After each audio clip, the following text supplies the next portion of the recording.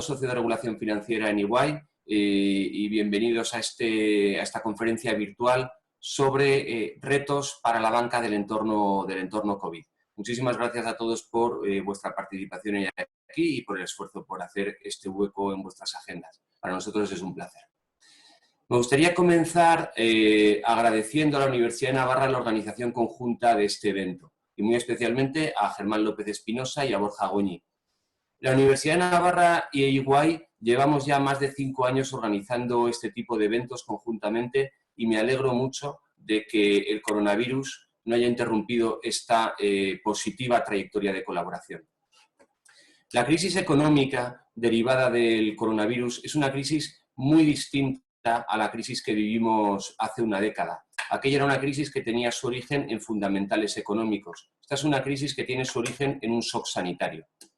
Como crisis sanitaria, todos conocemos ya el dramático legado que está dejando. Estamos observando una mejoría en los últimos días, que esperamos, los últimos días y últimas semanas, que esperamos que se mantenga y que marque ya la despedida definitiva o el dejar atrás definitivamente este shock sanitario. Queremos los organizadores aprovechar también este momento para desearos a todos que estéis muy bien, vosotros y vuestros seres queridos, y también para enviar un abrazo especialmente fuerte a los que hayáis sufrido el impacto del virus de una manera especialmente cercana. También ha servido esta crisis para mostrarnos algunas de las mejores caras de nuestra sociedad. Nos ha permitido ver el comportamiento de individuos y de colectivos que se han esforzado y se han volcado en proteger nuestra salud y nuestra seguridad. Y también queremos aprovechar este momento para darles nuestro agradecimiento.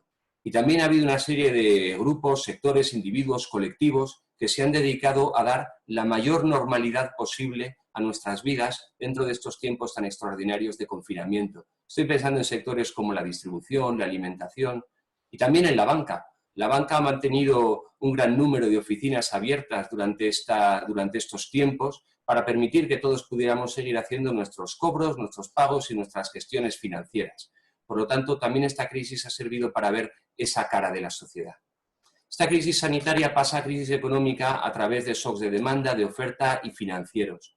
Y en general, la mayor parte de instituciones y autoridades señala que la banca aborda esta crisis de una manera muy distinta a como comenzó la crisis anterior. La banca está en una posición mucho más sólida en términos de solvencia, de liquidez y también de resiliencia. Es decir, en términos de capacidad para afrontar shocks. Y esta mayor resiliencia se debe al esfuerzo de la banca en los últimos años en mejorar su gobierno interno, sus líneas de defensa y también sus planes de gestión de crisis. Esto hace que la banca esté en este momento en condiciones de formar parte de las soluciones a esta crisis económica y de hecho la banca es canalizadora de muchas de las medidas de política económica del gobierno para gestión de la crisis e incluso también la banca ha adoptado una serie de medidas voluntarias para complementar esas medidas gubernamentales. Esto, en mi opinión, pone de manifiesto dos ideas fundamentales. Primero, pone en valor el gran esfuerzo realizado por la banca española en los últimos años por mejorar su solidez y también pone de manifiesto la importancia, el valor social que tiene para una sociedad tener una banca fuerte y eficiente. En todo caso, la situación económica la crisis económica es severa y, por lo tanto, es posible que haya impactos en la banca en términos de solvencia, liquidez, calidad de activos, rentabilidad y, por lo tanto, será necesario monitorear muy de cerca cómo evolucionan estas variables financieras. Sin duda, derivado de toda esta situación, surgirán los retos a los que la banca tendrá que enfrentarse en el corto y medio plazo. Para hablar de estos retos, contamos hoy con un elenco de lujo de panelistas para abordarlos. Me gustaría presentarlos muy brevemente. Los tres tienen en común que tienen un currículum de sobra conocido, extenso y excelente. Y como digo, es de sobra conocido, por lo tanto mencionaré lo estrictamente necesario para dar cumplimiento a mi obligación protocolaria como moderador. Ángel Estrada es el director de Estabilidad Financiera, Regulación y Resolución en el Banco de España. Tiene una extensa trayectoria en el Banco de España, donde también ha ocupado posiciones relacionadas con la supervisión macroprudencial y ha sido también director general de Política Macroeconómica en el Ministerio de Economía, precisamente durante la crisis anterior. Ángel nos hablará de la visión de esta crisis desde el punto de vista de estabilidad financiera. Ángel, muchísimas gracias por estar hoy con nosotros. Nos acompaña también José María Roldán. José María Roldán es el presidente de la Asociación Española de Banca. Tiene una larga trayectoria también en el Banco de España, donde ha sido director general de regulación y es también, tiene gran experiencia en presencia en foros internacionales de regulación y supervisión bancaria y comenzó su carrera como economista del Servicio de Estudios del Banco de España. José María, muchísimas gracias por acompañarnos hoy. Y finalmente contamos con Antonio Carrascosa. Antonio Carrascosa es ex consejero de la Autoridad Única de Resolución Europea, es también exdirector general del FROB y exdirector general de Política Económica, entre otras posiciones de relevancia. Es también técnico comercial y economista del Estado. Antonio, es un placer contar hoy contigo. Muchísimas gracias. Muy bien, pues antes de dar la palabra a los ponentes, me gustaría hacer un par de comentarios técnicos propios del formato que hoy nos reúne aquí. En primer lugar, en principio los asistentes estáis con mute para evitar ruidos de fondo. Si queréis hacer preguntas, por favor, dirigidlas a las direcciones de correo que veis en la pantalla. Espero que veáis. Una es la mía, mario.delgadoalfaro@es.ey.com, y la otra es la dirección de la Universidad de Navarra en la que os habéis inscrito para participar. También podéis colgar las preguntas en el chat, pero el riesgo de que entonces se me pase una pregunta para trasladar a los ponentes es mayor. Por lo tanto, yo os agradecería si podéis utilizar esas direcciones de correo. Luego, por otro lado, los que conocéis, los que estáis familiarizados con el Zoom, conocéis bien cómo funciona, pero sabéis que hay distintas disposiciones de pantalla. Podéis poner en pantalla principal al ponente, a la presentación de fondo o ver en mosaico a todos los ponentes. Esto ya, por favor, cada uno a vuestro gusto. Y dicho esto, doy paso a los ponentes, espero que sea de vuestro interés y contamos con vuestra participación, con preguntas después, que seguro que enriquecen enormemente el debate. Por favor, Ángel, cuando quieras. Muy bien, muchas gracias, Mario. Sí, yo antes de nada me gustaría dar las gracias a Mario, por supuesto, y a la Universidad de Navarra por darme la oportunidad de estar en esta conferencia virtual y presentar y hacer la presentación que voy a hacer. Y, por supuesto, a todos vosotros por estar al otro lado. Esto es un poco raro, pero bueno, a ver qué tal sale. Entonces, yo no sé si la presentación está ya puesta. Sí, la vamos a proyectar ahora. Bueno, mi presentación, gracias. Mi presentación, lo que voy a intentar es hacer un repaso del informe de estabilidad financiera que publicamos hace algunas semanas y actualizando la información que ha aparecido nueva y que yo creo que es muy relevante para analizar cuál es el papel que está jugando la banca en estas circunstancias. Entonces, si pasamos a la siguiente presentación, a la siguiente transparencia, perdón, el plan básicamente va a ser, pues, en primer lugar, analizar un poco los canales de transmisión, tener una panorámica de cómo esta crisis, aunque ya lo ha apuntado Mario en su introducción, cómo esta crisis termina afectando a la estabilidad financiera. En segundo lugar, voy a desgranar cuáles son los riesgos que existen en el entorno macrofinanciero, viendo cómo han evolucionado las previsiones económicas, la evolución de los mercados, etc. En tercer lugar, el punto de partida que tienen las entidades financieras en concreto y cuáles son los riesgos que afrontan, así como las interconexiones con el resto de participantes del sector financiero y después también, como también ha apuntado Mario, una parte fundamental de la respuesta, una parte fundamental de la reacción de las autoridades ante esta crisis, que es una de las garantías para que cuando todo esto pase, pues tengamos un buen comportamiento económico. Entonces, si pasamos a la siguiente transparencia, aquí lo que aparece es un esquema en el cual tratamos de resumir cuáles son los principales canales de transmisión de la pandemia hacia la estabilidad financiera. También lo ha apuntado Mario, este shock, básicamente, el confinamiento que implica la necesidad de contención del contagio, básicamente supone shock de oferta y shock de demanda para la actividad productiva y además un deterioro de la confianza. Y esto tiene tanto un impacto macro en la actividad económica como un impacto en mercados, que además se realimentan entre sí, claro. El impacto macro, cuando las empresas o los hogares pues empiezan a tener menores ingresos, pues se deteriora su solvencia y esto obviamente impacta en los mercados. Y todo esto supone tanto riesgo de crédito como riesgo de mercado para las entidades. Y una novedad de esta crisis es que también supone un riesgo operativo que se refleja pues, en lo que estamos haciendo nosotros. Hemos tenido que irnos a teletrabajar y las cosas están funcionando bien, pero hay que reconocer que es un reto muy importante para las entidades y para nosotros estar funcionando en estas condiciones. Todo esto se refleja, todo esto tiene un impacto en el sector financiero, en las entidades de crédito, en el resto de sectores financieros y además las interacciones, las interconexiones que existen entre todos estos actores del sector financiero pues puede realimentar y puede amplificar el shock. Obviamente, la reacción del sector financiero y de las entidades de crédito en concreto puede realimentar el impacto macro, el impacto en mercados, por ejemplo, si se produjera una restricción de crédito adicional. Los puntitos que aparecen en cada uno de estos canales de transmisión del esquema es el efecto mitigador que tienen las políticas, pues porque, como comentaba anteriormente, esto es un elemento fundamental de la respuesta a la crisis. Entonces, por poner algún ejemplo, la política fiscal reduce el impacto macro en la medida en que reduce las necesidades de liquidez, incluso proporciona liquidez a las empresas, garantiza rentas a los hogares.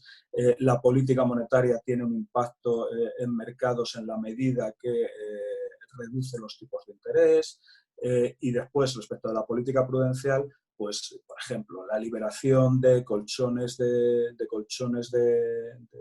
los colchones de capital, los colchones de solvencia, es lo que permite a las entidades absorber las pérdidas que se pueden producir y continuar haciendo su principal función, que es la de prestar dar crédito a la economía para que todo siga funcionando. Entonces, si pasamos a la siguiente transparencia, en la que ya lo que intentamos es desgranar cada uno de estos elementos de riesgo, lo que tenéis en esta transparencia básicamente son las previsiones económicas que se están manejando en la actualidad. En el gráfico de la izquierda tenéis las previsiones que sacó ya hace algún mes el Fondo Monetario Internacional para la economía en su conjunto. Hay que tener en cuenta que estamos en un entorno muy incierto. Estas previsiones dependen fundamentalmente de cuáles sean los periodos de confinamiento, de cuáles sean las medidas que se adopten y existe una notable incertidumbre. Hay un patrón común. Se produce una caída sustancial del PIB en este año y se produce un rebote relativamente importante al año posterior. Esto parte de un análisis, de una concepción de que este es un shock transitorio, pero, de nuevo, sobre esto existe mucha incertidumbre. El principal riesgo, desde mi punto de vista, es que se produzca un aumento de nuevo de los contagios y que tengamos que volver a un confinamiento. Obviamente, en esas circunstancias, la recuperación que se produciría el año que viene pues sería todavía mucho más incierta. Dado este considerable incertidumbre que hay sobre el impacto del shock, fue por lo que el Banco de España publicó hace un par de semanas 3 escenarios. En vez de las previsiones habituales con un escenario central, se publicaron 3 escenarios que básicamente dependían de los factores que os he comentado anteriormente. Las caídas del PIB que se producirían serían el rango en el año 2020 es muy amplio, se producía una recuperación progresiva posteriormente y de nuevo esta recuperación estaba condicionada, como decía antes, a pues que no se produjeran rebrotes, que requirieran nuevos confinamientos, etc. Pero la incertidumbre es mucha y la caída del PIB, el impacto en el PIB es un impacto sin precedentes que no habíamos visto, salvo en situaciones como guerras civiles, etc. Si pasamos, esto da una idea de cuál es la naturaleza de este sector. En la siguiente transparencia lo que tenemos es más bien cuál es el impacto que ha tenido en los mercados. En los mercados, en el gráfico de la izquierda, tenéis fuertes caídas de bolsa, recientemente se están recuperando, pero seguimos estando muy por debajo del punto de partida. Otro elemento fundamental, el fuerte aumento que se han producido en las primas de riesgo, sobre todo de la deuda de empresas de alta rentabilidad, de altos tipos de interés, que son las empresas más arriesgadas. horas. Este era un sector en concreto en el que ya se venía alertando en los últimos trimestres, incluso años, de que estaba aumentando sustancialmente su endeudamiento, su emisión de deuda, y que por lo tanto era un sector bastante vulnerable a que se produjera un shock. Y también el gráfico de la derecha veis cómo, hablaremos un poco más adelante en más profundidad sobre esto, como también la deuda soberana está experimentando algunas tensiones, o experimentó al principio de la crisis algunas tensiones que llevaron a comentar a los diferenciales. La actuación de las autoridades, sobre todo de la política monetaria, ha conseguido que buena parte de estos efectos hayan revertido, pero también podéis comprobar que todavía estamos en todos los casos por debajo del punto de partida. En la siguiente transparencia, lo que pretendemos es poner de manifiesto cómo afronta el sector privado no financiero español esta crisis. Entonces, como podéis ver en el gráfico de la izquierda, el punto de partida desde el punto de vista del endeudamiento y a nivel agregado es obviamente mucho mejor que el que teníamos en el año 2008. El nivel de endeudamiento tanto de los hogares como de las empresas, que son las líneas gruesas, se ha reducido significativamente, llegando en ambos casos a situarse incluso por debajo de las medias de la Unión Europea. Por lo tanto, el punto de partida tanto para hogares como para empresas a nivel medio es mucho mejor. Está en mucha mejor disposición para absorber este tipo de perturbación. En el gráfico de la derecha lo que tenéis es, en el caso de las empresas, pues cómo se distribuye esto entre empresas. Y esto lo que pone de manifiesto es que efectivamente, aunque en media se ha mejorado, sí que existe un colectivo de empresas, un grupo de empresas que se encuentran en una situación un poco peor y con un poco de debilidad. Y esto también pasa en el caso de los hogares. El punto de partida en media es mejor, pero tenemos una dispersión que hace que haya algunos sectores que se vayan a ver más afectados sin ninguna duda. Si pasamos a la siguiente transparencia, en la que ya se empieza a analizar la situación del sistema financiero y de los bancos en concreto, empezando por la evolución del activo. Bueno, probablemente sabéis perfectamente que prácticamente desde el año 2010 venía reduciéndose el crédito al sector privado no financiero en España, tanto en el caso de las empresas como en el caso de los hogares. En este sentido, como os comentaba, una parte fundamental de la respuesta a la crisis, papel fundamental lo tienen que jugar el sector financiero y los bancos. La otra parte son las políticas, por supuesto.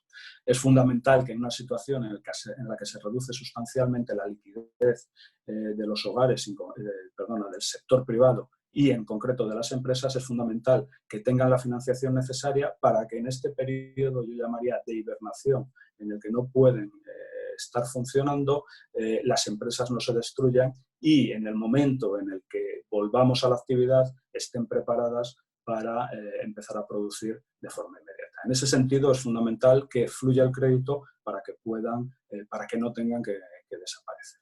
Entonces, ¿qué es lo que hemos observado con los datos de marzo, con los datos de crédito? Pues efectivamente, el crédito ha caído mucho menos, prácticamente se ha estabilizado, pero con tendencias contrapuestas entre empresas y hogares. En el caso de las empresas, casi ha registrado, se ha estabilizado básicamente con respecto al año anterior. En el caso de los hogares se ha aumentado ligeramente el retroceso. Y cuando vamos a las empresas y miramos al crédito nuevo, lo que observamos es que se ha producido un aumento sustancial.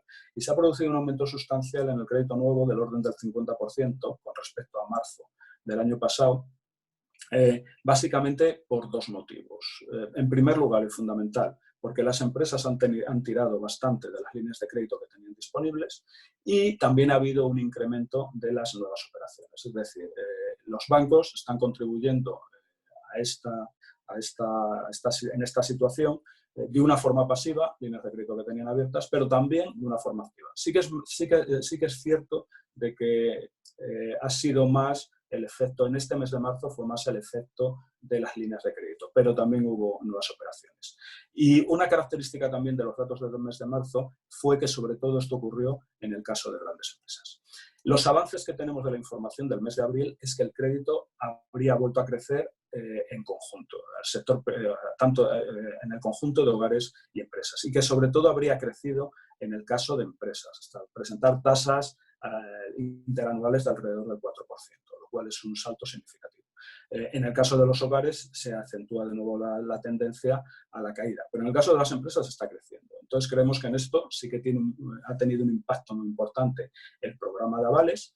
Además, el programa de avales, por la información que tenemos, el programa de avales sobre todo se ha dirigido a la PYME, que era precisamente la que, digamos, en el mes de marzo no había tenido tanto acceso a la financiación. Por lo tanto, parece que por ese canal las cosas están funcionando adecuadamente. Otro aspecto positivo de los datos de abril, que como os cuento son totalmente provisionales y a lo mejor cambian un poquito, es que se ha producido un aumento sustancial de los depósitos de las empresas. Es decir, parece que han solicitado crédito con los avales del ICO y están poniéndose dinero en fuentes líquidas, en instrumentos líquidos, para poder utilizarlo según se les vayan presentando las necesidades de financiación. Calidad del activo. Los datos de morosidad de marzo todavía no estaban recogiendo ningún aumento de la morosidad. Probablemente este tarde un poquito más en llegar, excepto en una cartera que era la cartera de consumo. Pero bueno, la cartera de consumo ya se había alertado en el pasado el Banco de España de que estaba creciendo mucho, la morosidad ya estaba aumentando y bueno, pues se ha acentuado. Nosotros, esta es una de las carteras donde esperamos que el incremento de la mora se produzca más rápidamente, más intensamente, conjuntamente, obviamente, con las actividades productivas en determinados sectores que son más, que se han visto más afectados por la crisis. Si pasamos a la siguiente transparencia, aquí lo que tenemos es, de nuevo, un poco el análisis de cuál es el punto de partida de los bancos para afrontar esta crisis y para seguir proporcionando el crédito que la economía necesita en esta situación. Aquí lo que tenéis es la cuenta de resultados. Los resultados, la rentabilidad de la banca, no solo en España, de hecho en España estaba ligeramente por encima de la media europea, ya era una situación de rentabilidad baja. El año pasado ya había caído la rentabilidad en los beneficios en un 13% y en el primer trimestre se han registrado pérdidas en el conjunto de las entidades cotizadas. Esto se ha debido básicamente a una entidad porque ha tenido un importante deterioro del fondo de comercio, de hecho de una de sus filiales en Estados Unidos. Para el resto de entidades han registrado beneficios, pero con un recorte sustancial debido a las dotaciones extraordinarias anticipadas en anticipación de los deterioros que se puedan producir como consecuencia de la crisis. Si excluimos esa parte, bueno, pues la evolución de las cuentas ha sido parecida a lo que venía siendo. En cualquier caso, la rentabilidad se ha reducido sustancialmente, cabe esperar que se reduzca un poco más, bastante más en los próximos meses. Y lo que tenéis en el gráfico de la derecha es el coste del capital, tal como lo estimamos nosotros. Entonces, ahí lo que podéis ver es que el coste de capital, la rentabilidad con los datos de 2019 ya se situaba un poco ligeramente por debajo del coste del capital, pero en este primer trimestre lo que hemos observado es que además se ha producido un aumento adicional de este coste de capital. Como podéis ver en ese gráfico, lo que tenéis la barrita azul, el gráfico de la derecha, la barrita azul es el nivel que tenemos estimado antes de la crisis y la parte más clarita es el aumento que se ha producido. Como podéis ver, en España se ha producido un aumento. No ha sido el país en el que más haya aumentado, hay otros países pues, como Grecia, Francia, los Países Bajos en el que ha aumentado más, pero efectivamente esto hace que todavía haya un gap mayor entre el coste de financiación, la rentabilidad y el coste de financiación. Y este es uno de los principales retos que tiene el sector bancario de cara al futuro. En la siguiente transparencia lo que tenéis es la situación de solvencia de las entidades. La comparación de los niveles de solvencia que tienen las entidades financieras en la actualidad con la que tenían, por ejemplo, en 2008, pues la situación ahora es infinitamente mejor, mucho mejor. Ha venido aumentando los niveles de solvencia en los últimos años. En el último año en concreto ha aumentado tanto el capital, el CET1, como el resto de definiciones de capital. Y este nivel de capital se encuentra muy por encima de los mínimos regulatorios, como tenéis en el gráfico de la derecha. De hecho, la barrita verde que tenéis más a la derecha es lo que recoge el capital que estaría disponible para absorber pérdidas, que de acuerdo con nuestras estimaciones permitiría absorber una tasa de mora de 8,2 puntos porcentuales. Pero el programa de avales del gobierno aumentaría esta capacidad de absorción de forma significativa. No todas las entidades están en la misma situación. Hay unas entidades que están mejor, que tienen un punto de partida mejor, otras un poco peor. Hay unas entidades que están más expuestas a los sectores que previsiblemente se están viendo más afectados por el confinamiento, hay otros que mejor. Entonces hay cierta heterogeneidad entre sectores y esto obviamente hace que haya que mantener un seguimiento individualizado de todas las entidades muy estrecho. Y como ya he comentado anteriormente, ¿cuál es el principal riesgo? Pues el principal riesgo es que la actividad no se recupere en el año 2021. Si pasamos a la siguiente transparencia, en esta lo que tratamos es de recoger un elemento que, digamos, es fundamental para el análisis macroprudencial de la situación económica, que tiene que ver con las interrelaciones que se establecen entre los diferentes subsectores financieros. Como sabéis, el sector financiero es un sector en el cual las interrelaciones entre los diferentes subsectores son muy importantes y entonces estas interrelaciones pueden hacer que se produzcan amplificaciones de shocks. Estas interconexiones pueden ser directas, cuando hay exposiciones en balances o exposición directa a través de la cuenta de resultados, y pueden ser también indirectas, a través de tenencias comunes de activos que puedan hacer que lo que ocurre en un sector y la reacción que se produce en ese subsector tenga un impacto en el resto de sectores. Aquí el tema más importante que está puesto encima de la mesa en la actualidad, por ejemplo, es en el caso de los fondos de inversión, las tenencias de títulos tanto públicos como privados, que están cerca del grado de inversión, puesto que, como ha ocurrido en otras ocasiones, cuando se produce este tipo de crisis, las agencias de rating hacen una revisión de sus ratings y es posible que algunos de los títulos que estaban en grado de inversión pasan a ser high yield, alto rendimiento. Y esto, dependiendo de las normas que tengan los fondos de inversión, los criterios de inversión que tengan, pues puede hacer que tengan que desprenderse de una cartera. Esto no es automático, pero efectivamente en un plazo de tiempo determinado a lo mejor lo tienen que hacer. ¿Qué ocurre? Que si esto pasa a un nivel muy grande y todos los fondos de inversión empiezan a poner parte de estos activos a la venta, puede hacer que los precios caigan sustancialmente.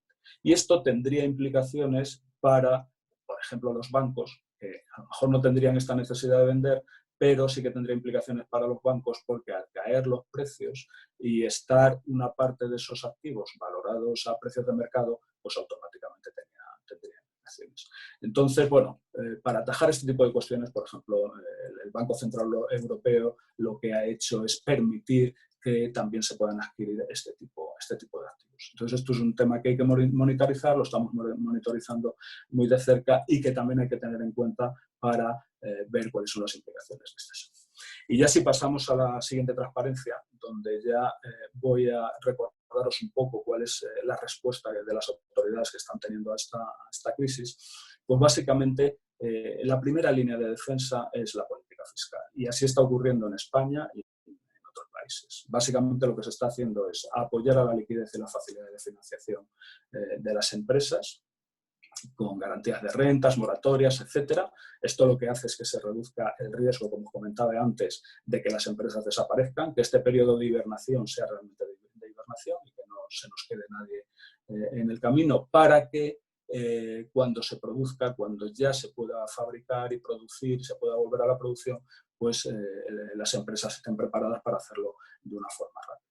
Y desde nuestra perspectiva, la respuesta no puede ser solo nacional, sino que tiene que involucrar también a las autoridades europeas. Esto ya está empezando a ocurrir, afortunadamente. Ya parece que la Unión Europea, la Comisión Europea, está haciendo unas propuestas que van en la dirección de facilitar que los países, sobre todo los más afectados, se puedan financiar en buenas condiciones. La política fiscal va a tener que acompañar en la recuperación y tiene que adaptarse a cuál va siendo su intensidad y acompañar a la economía en la recuperación. Y esto tiene que hacerlo, tiene que hacerse a nivel sectorial, dado que los impactos están siendo muy, muy distintos. Los bancos centrales también han reaccionado muy importantemente. El BCE ha reiterado que va a hacer todo lo necesario, ha aumentado sus programas de compra, como he dicho anteriormente, ha relajado sus criterios para elegir los títulos que puede comprar, etc. Y después las decisiones de política prudencial básicamente lo que han hecho es facilitar que los bancos puedan utilizar ese capital que habían acumulado para seguir proporcionando crédito al sector privado no financiero, que como os he dicho es un elemento fundamental de la respuesta a la crisis. Y obviamente, si pasamos a la siguiente transparencia, que ya es la última, obviamente esta reacción de las autoridades, sobre todo las autoridades fiscales, que como he dicho son los que tienen más instrumentos para poder abordar este problema, pues va a tener implicaciones para el déficit y para la deuda pública.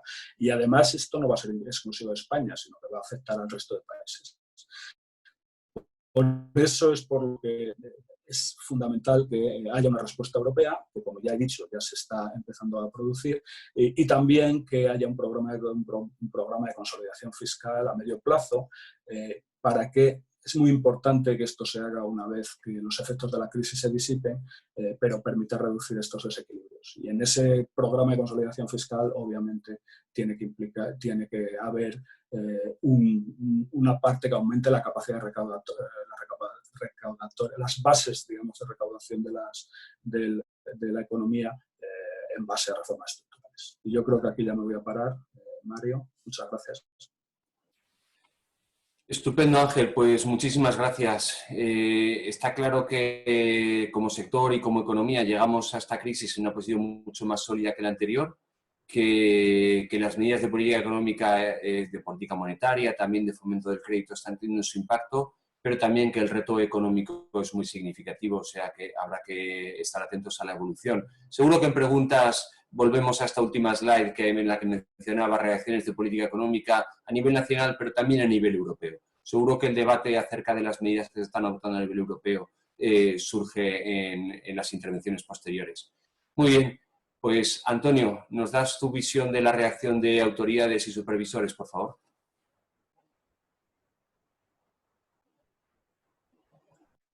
Estaba en mute. Bueno, primero, buenos días a todos. Muchas gracias por la invitación, incluso estando excedente ya, o sea que doble agradecimiento. Bueno, si ponéis la transparencia, la presentación. Bueno, el ser segundo en un seminario pues tiene siempre su riesgo de que el primer ponente diga cosas que tú vas a decir. Yo, afortunadamente, he seguido la presentación de Ángel y yo creo que no le voy a pisar ni él me ha pisado nada, o sea que muchas gracias. Bueno, vamos a partir de un resumen de las medidas adoptadas a nivel europeo, y a nivel europeo es en el caso de la banca muy relevante porque, como saben todos, el 90% de la banca española cae bajo la responsabilidad del Single Supervisory Mechanism, del SSM, con lo cual hay que tener muy en cuenta estas medidas de las autoridades europeas para la banca española. Primero vamos a considerar las medidas del BCE, alguna ya ha apuntado Ángel, como autoridad monetaria. Luego veremos la parte de autoridad supervisora. Dentro de las medidas, bueno, yo creo que hay que destacar la creación del Pandemic Emergency Purchase Program, un nuevo programa de compra de activos, con un límite cuantitativo elevado, 750.000 millones de euros, con posibilidad de ser revisado.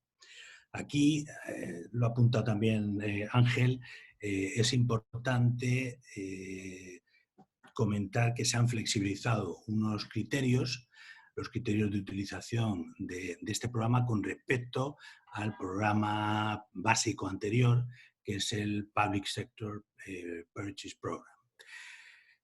En concreto, se ha flexibilizado el criterio de la distribución de la deuda adquirida entre bancos centrales se realizaba de acuerdo a la participación de cada uno de ellos en el capital del BCE, las famosas Capital Keys, ahora se permiten fluctuaciones en la distribución a lo largo del tiempo entre clases de activos y países o Estados miembros.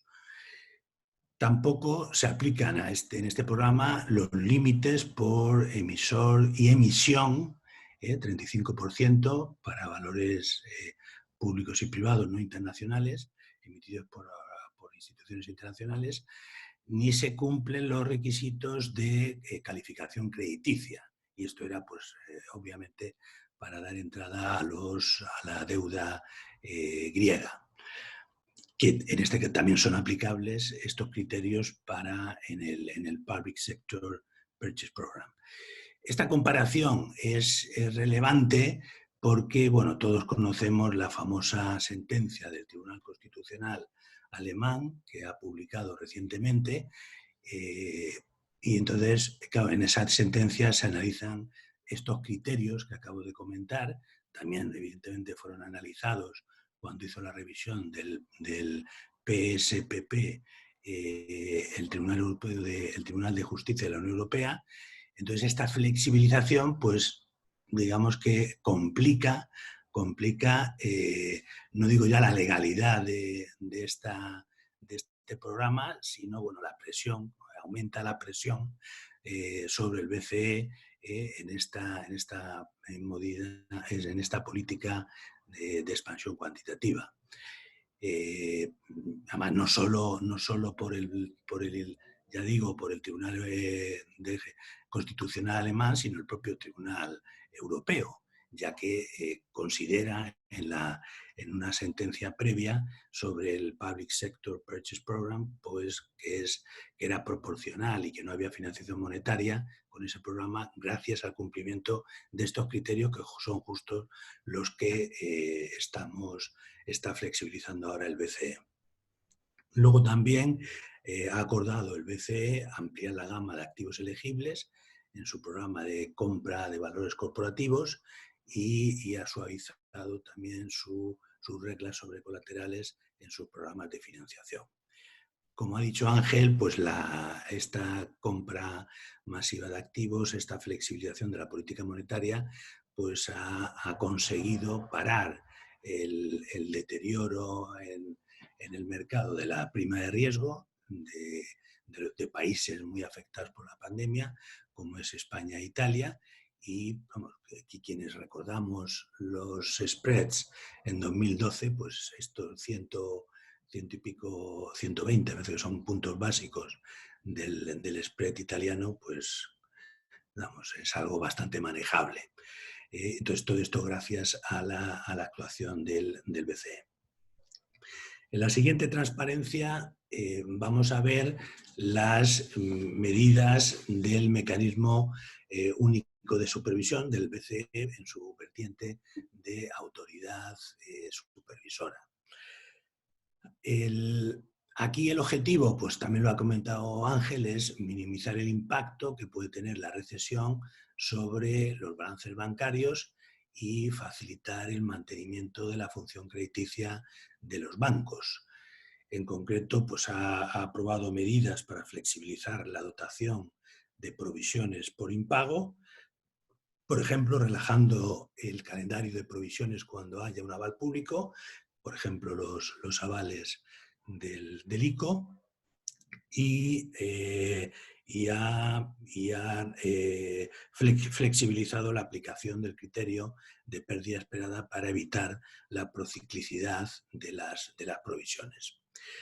Asimismo, pues ha flexibilizado los requisitos de capital por riesgo de crédito y también riesgo de mercado, pero vamos a centrarnos más en el riesgo de crédito, con la posibilidad, como ahora veremos, de cobertura del requerimiento de Pilar 2 con instrumentos diferentes al CET1 y luego pues, permite también la liberación de la recomendación de Pilar 2 y la liberación de buffers de capital. Bueno, haciendo un balance rápido de las repercusiones que pueden tener estas medidas en los bancos españoles, bueno, yo creo que muchos analistas coinciden que quizá la medida más favorable sea la posibilidad de cumplir parcialmente el requerimiento de Pilar 2, el P2R, con instrumentos AT1 y T2, es decir, no exclusivamente con instrumentos, como decía antes, CT1. Esta medida además es permanente, ya que se ha concebido como un adelanto de la entrada en vigor de una disposición de la nueva Directiva de Capital. También es positiva, aunque es temporal, lo que he comentado, la posibilidad de no cumplir la recomendación del Pilar 2, la P2G. Sobre los buffers de capital, bueno, en primer lugar, el incumplimiento del de conservación va a ser más complicado, mucho más complicado. Los bancos no estarán dispuestos seguro a su incumplimiento, ya que desencadenaría el impago del cupón de los instrumentos AT1, las llamadas cláusulas MDA. Y esto generaría pues, serias turbulencias en el mercado y un descenso significativo del apetito inversor para estos instrumentos. Con respecto al buffer anticíclico, bueno, esta medida del SSM no es efectiva en España, ya que este buffer es cero, con lo cual no es aplicable. Y por último, el de entidades sistémicas locales. Este sí podría dar juego, ya que permite liberar capital en este momento recesivo, pero todavía no se ha materializado. El supervisor nacional, en este caso, no toma la decisión, quizá porque bueno, partimos de un nivel relativamente bajo de ese buffer, con lo cual bueno, solo algún país lo ha liberado. En contrapartida a estas medidas, bueno, pues también el SSM ha recomendado a los bancos la no distribución de dividendos, lo que incrementa pues, los recursos propios, los fondos propios de las entidades ante esta recesión.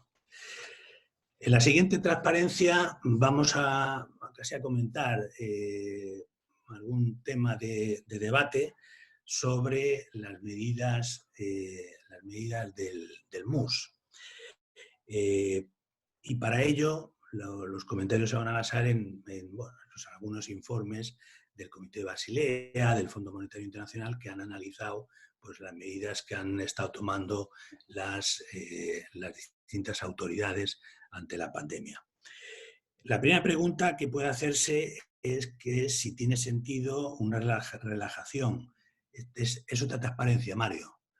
¿Tiene sentido una relajación de las exigencias de capital en un contexto de fuerte recesión económica? Bueno, los cambios regulatorios no pueden, evidentemente, socavar. Un principio básico que hay que respetar es que no socaven la credibilidad a largo plazo de dicha regulación prudencial. Para ello, pues hay dos elementos fundamentales. Uno es que son temporales, deben ser temporales estas medidas, y segundo, debe mantenerse la transparencia.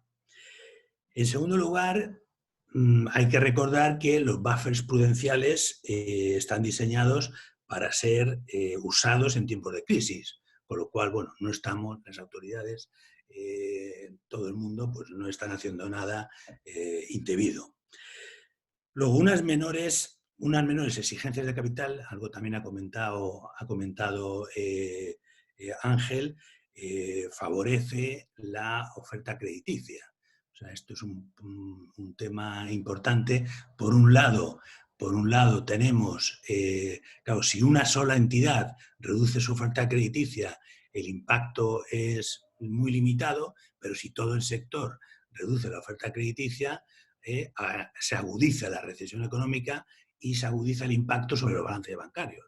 Por lo cual yo creo que tiene mucha racionalidad pues estas menores exigencias de capital. Y lo mismo pues, considera, por ejemplo, el Comité de Basilea.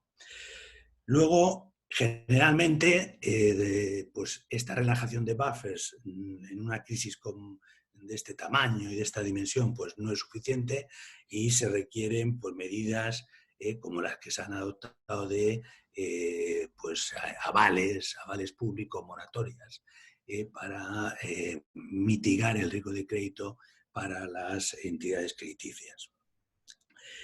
Se debe, otra recomendación que hacen las instituciones internacionales es que estas medidas, que se evite en la adopción de estas medidas el riesgo moral, manteniendo buenas prácticas en la gestión de riesgos, tanto en la reestructuración de préstamos como en la concesión de nuevo crédito.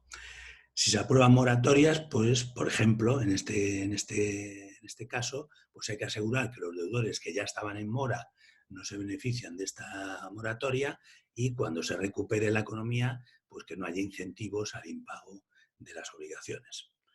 Y por último, ya lo comentaba antes, pues mantener la transparencia es fundamental por parte de la banca, con volumen de préstamos reestructurados, comportamiento de la cartera, los cambios aprobados por las políticas para valorar la solvencia de prestatarios, etcétera, etcétera. Vamos a pasar ya a la última transparencia, que son las medidas adoptadas por la Comisión Europea. No voy a entrar en las medidas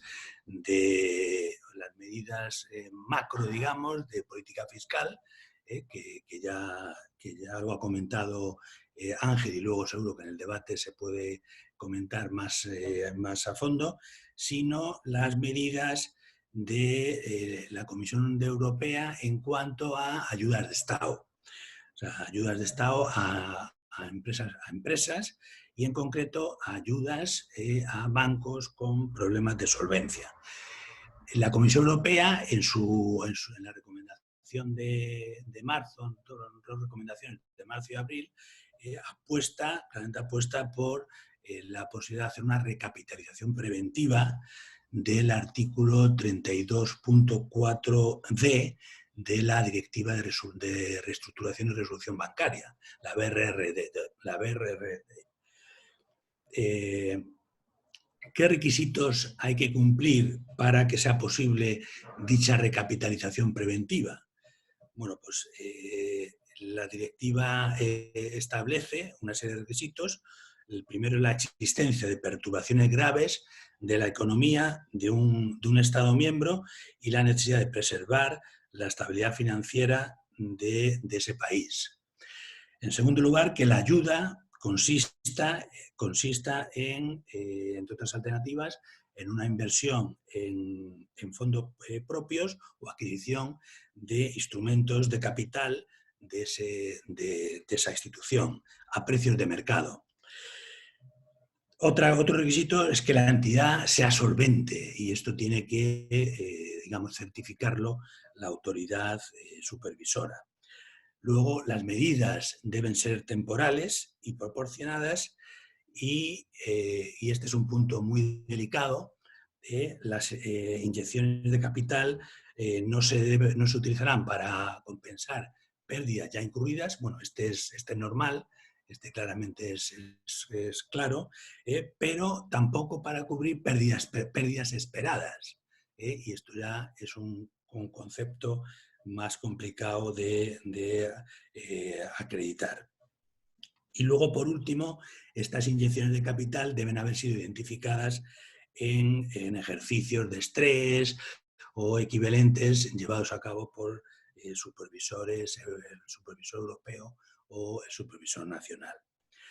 Cumpliéndose estos requisitos, pues, digamos, se rompe la regla general que todos conocemos de que una ayuda pública a un banco supone su inviabilidad, supone que está failing o likely to fail, que es inviable o va a ser inviable y que puede pasar a resolución siempre que haya interés público.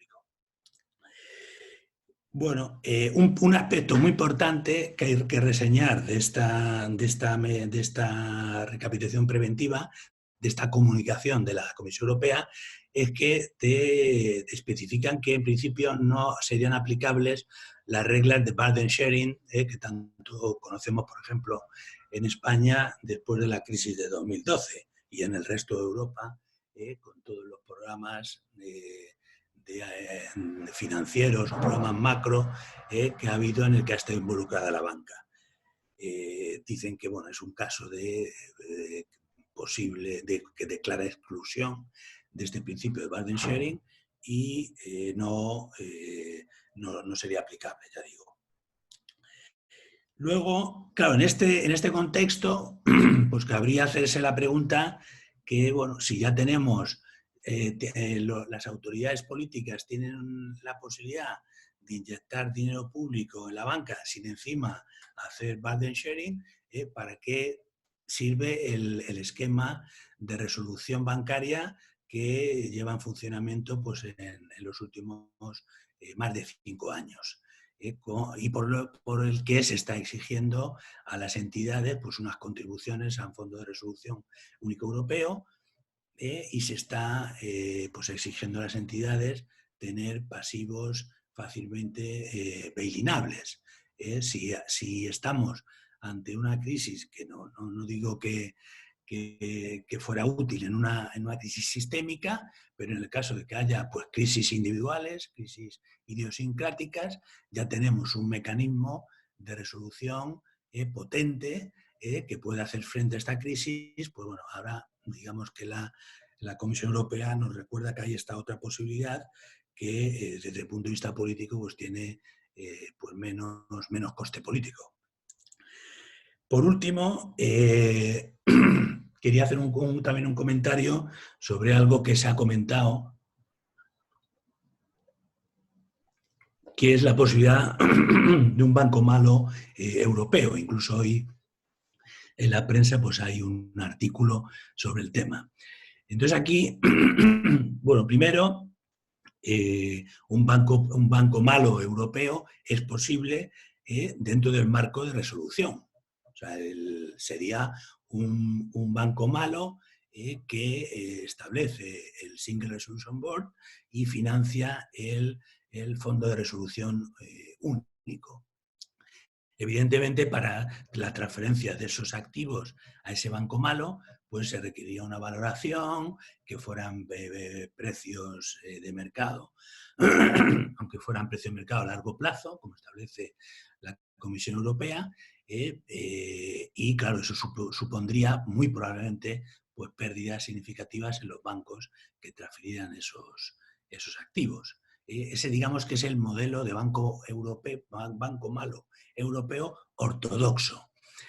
La otra posibilidad es bueno, que hubiera una ayuda pública europea directamente en la constitución de este banco público, de este banco malo europeo. Hombre, esto a mí me parece pues casi ciencia ficción. Si no vamos a una mutualización de riesgos vía emisión de eurobonos, irnos ya a una partida de inversión que haríamos con dinero público europeo y que fuera pues adquirir activos malos, activos dañados de entidades crediticias, además unos activos que son en principio poco apropiados para un banco malo. O sea, un banco malo con pequeña y mediana empresa, préstamos a pequeña y mediana empresa, préstamos autónomos, crédito al consumo, muchos préstamos, poco valor individual y unos colaterales pues poco significativos, en principio se adecuan muy poco al concepto de banco malo que ha estado funcionando en Europa y en el mundo. Y bueno, nada más, abierto luego a cualquier pregunta que desarrolle lo que he comentado. Muchas gracias. Muy bien, estupendo, Antonio. Pues muchísimas gracias. Ya desde el propio Comité de Basilea, FSB, se ha insistido en que en que desde el punto de vista regulatorio, por un lado, la regulación prudencial siempre tiene por objeto preservar la estabilidad financiera y la solidez del sector, pero también deja margen a flexibilidad y también hay que intentar evitar los efectos procíclicos del marco regulatorio, ¿no? Por lo tanto, la clave es encontrar ese equilibrio que también dependerá obviamente mucho de la duración del shock y también de la reacción de mercados. Pero muchísimas gracias, Antonio, por la intervención. José María, cuando quieras. Muchas gracias, muy buenos días. Bueno, yo soy de los que nunca lleva presentación, con lo cual la ventaja es que siempre puedo tener la flexibilidad de intentar no repetir lo que otros han dicho. Voy a hacer un comentario general de la situación, que me parece que es relevante para saber dónde estamos. El propio Ángel y Antonio lo han comentado. El primer mensaje es que realmente esta vez es diferente. Como decía Carmen Raja el otro día, this time is really different. Con aquel famoso artículo que tenía ella, que era un poco a decir que, bueno, siempre nos autoengañamos.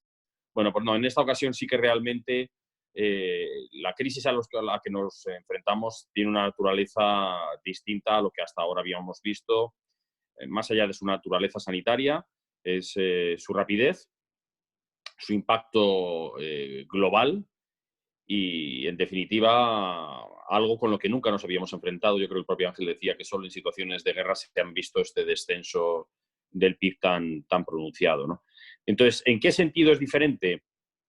La reacción normal de las autoridades supervisoras y de los propios bancos en una crisis normal, desde luego, no sería el aumentar su exposición al riesgo en estas circunstancias. Como autoridad supervisora, tú pedirías a los bancos que fueran extremadamente prudentes en la asunción de nuevos riesgos y, como banco, tú intentarías, en fin, manejar el riesgo que ya tienes en tus balances, pero siendo extremadamente cuidadoso a la hora de asumir riesgos adicionales. Digamos, te fortificas en tu balance, ¿no? En tu liquidez, en tu capital, e intentas navegar la tormenta.